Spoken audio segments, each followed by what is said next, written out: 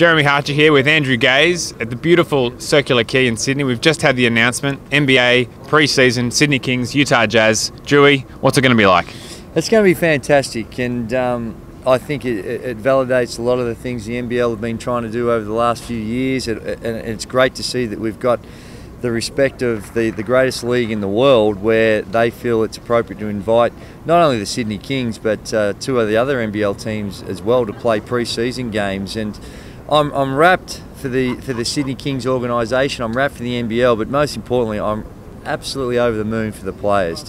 For them to have the chance to play against the best players in the world and to test themselves at that level, and I think it's going to be a great learning experience for them, for all of us, both on and off the floor, the coaches, the players, the administration. It's going to be a tremendous learning experience, and one that we hope that it's the start of a long-term relationship where we have these annual events. Now, you're looking forward to coming up with some schemes to counter Rudy Gobert and Ricky Rubio? We've got some challenges, haven't we? And it's one of those ones that not only is it the individual players, which, let's not forget about Joe Ingles and Dante Exum, a couple of superstar Aussie players, but it's also a different game. It's a 48-minute game. The interpretation of the rules are a little bit different, the no-zone rule. So there's a lot of things that we're going to have to do to get accustomed to. But ultimately, it's getting out there, trying to execute as best as you can.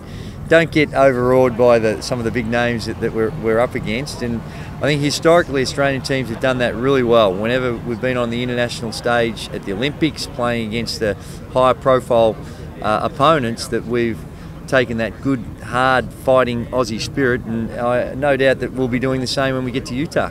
The last one I wanted to ask you is Joe Ingles has been getting the nickname Slow-Mo Joe over there. Slow-Mo. He's got a laconic sort of style. What are your take on that nickname for Joe?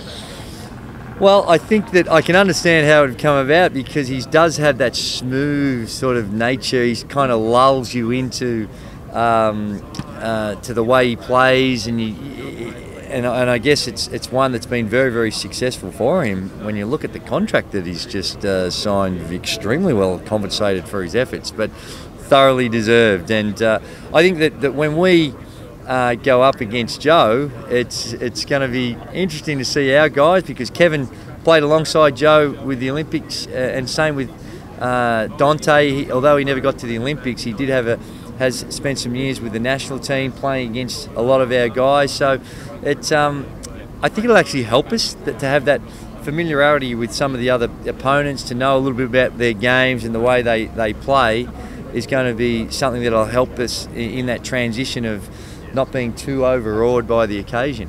And what about the 48 minutes?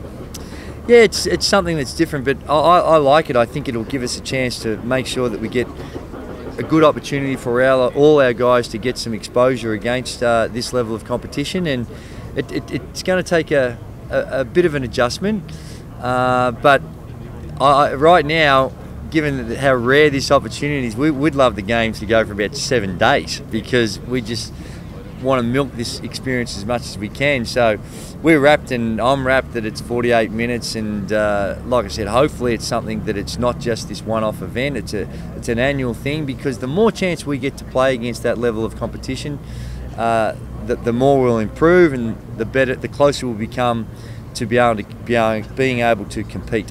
Well, we're just 2 months away from the NBL season. We'll bring you all the latest from here to then.